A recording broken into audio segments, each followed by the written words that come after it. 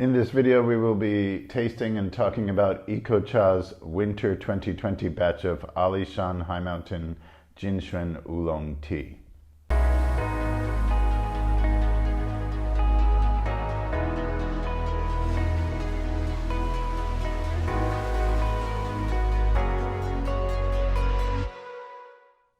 So we decided to go ahead and brew this recently harvested winter crop of Alishan High Mountain Jin Xuan Oolong tea as we would brew it on a normal basis. In other words, in a gongfu or a gaiwan teapot. This is a 200 milliliter hybrid style gaiwan teapot. It's nice to have the woven handles here to not burn your fingers and to have the spout. Makes it a lot easier to work with.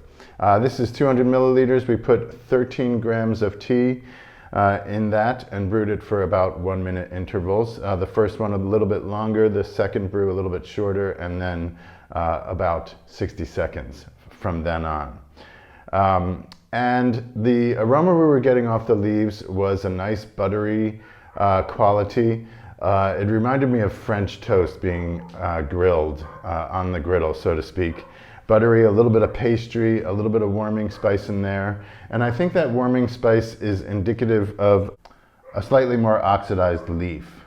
So I'm looking at the leaves now. They look not overly mature, but mature enough. So that's a good thing. When the leaves are reaching maturity, but they haven't gotten too old, they have enough constituents within the leaf, but they also are easily depleted of their moisture, and the flavor is more easily brewed out of them.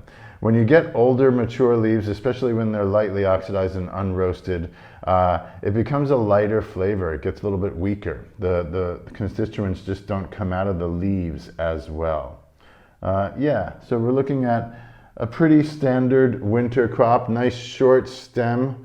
The length of the stems, this is indicative of a winter crop where the leaves grow more closely together. They're not growing so fast and shooting up as in summer or fall or even spring tea.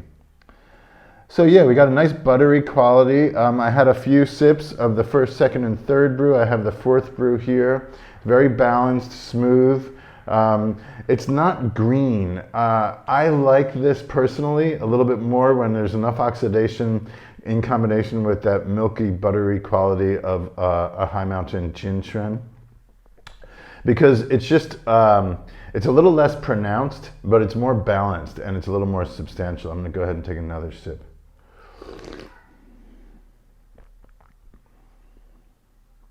Yeah, very satisfying, very soft flavor, a little bit of floral in there.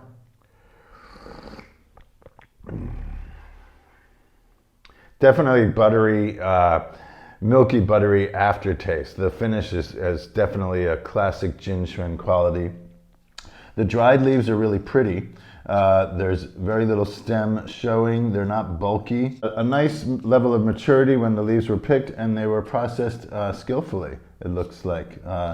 Pretty looking outer appearance on the dried leaves. Very uniform in color, not any significant yellowing. So I think it was picked at the right time, basically. The Jin Xuan did quite well for the winter crop. Despite that, we had a few, well, at least a couple months of dry weather. But Jin Xuan has a more wild character to it, or the plant itself does better with less conducive conditions. The oolong tea was much less in its yield this winter than normal, but we'll get into that when we talk about the oolong crop. I'm going to go one more. This brew sat in the pot for several minutes, or at least a few minutes, and now has cooled down. Buttered toast. But something, yeah, it's like something like nutmeg or something in addition to that buttery, slightly pastry. It's not a very oxidized, very pastry note, but just a little bit, a light floral and pastry combination. It's a nice, thick looking brew, good consistency, good luminosity.